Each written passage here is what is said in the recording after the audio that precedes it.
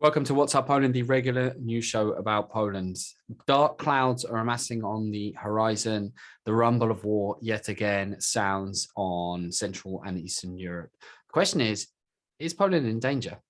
I recently went to the Polish mountains, and as I was driving on the road, I was thinking about Polish history. It's something I'm fascinated by, and the country of Poland as well. And I found myself reflecting on the fact that it's quite incredible that in 2022,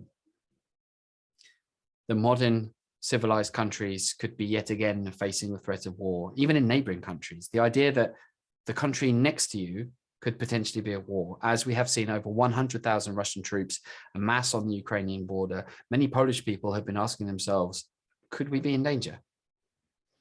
Now, I know a number of people say, well, come on now, we're in modern times and there's nothing to worry about. And it's just a geopolitical thing. And Vladimir Putin, the Russian leader, he's just putting these troops here to kind of put pressure on people, and it's okay. But there can be a tit for tat escalation of power, moving of arms here, a little bit of a NATO sign from here, some short-range anti-tank missiles here, and then all of a sudden troops can start crossing over the border, and then all of a sudden there has to be a reaction, and before you know it, conflict is broken out.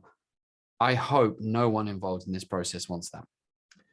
But you only have to look back into history to know that that kind of thing happens, and could happen again. In fact, to people who go, oh, come on now, like we're past that, I always go back to exactly the same comments that were made by, for example, Polish Jews in August 1939. They said the same thing, which is, we did the First World War. No one could be that stupid again. It was catastrophic. It's not going to happen. Totally reasonable to understand. You can completely understand why someone might examine the current affairs of August 39 and think that. And then you know what happened next.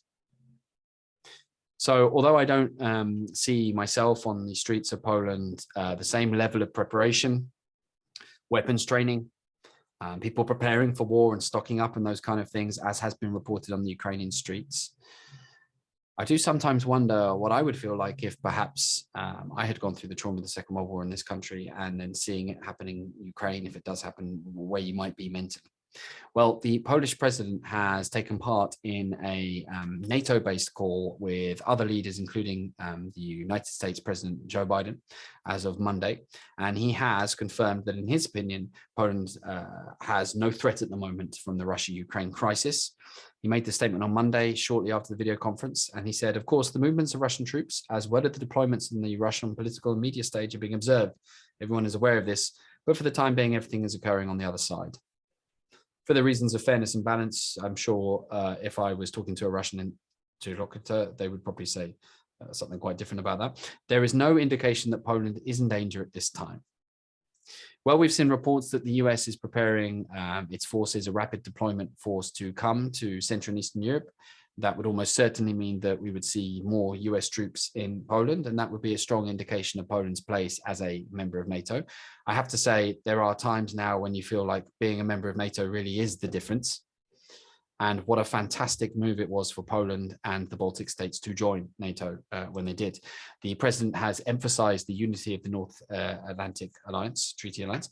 One can be sure of NATO's unity as far as its most important members are concerned. So as you can imagine, the Polish authorities are monitoring this closely. Apparently the National Security Council, which has the acronym of RBN, will be meeting shortly. It's composed of the Sejm and Senate, Prime Minister, Minister of Defense, Internal Affairs, Foreign Affairs, heads of parliamentary caucuses and clubs.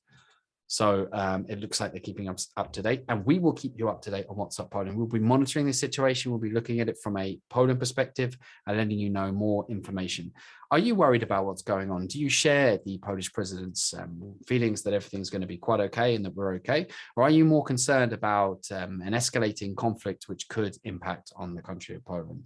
I can, for example, imagine that if any kind of conflict was to break out, and I pray that it doesn't, that we could see a tidal surge of people moving from Ukraine into Poland. There has been a large number of Ukrainian people seeking work permits and getting them in Poland. They're ubiquitous now, they're everywhere. And I would say generally that their welcome and reception in Poland is pretty positive. We may well see more of that. As we know, war is, of course, always worst on civilians.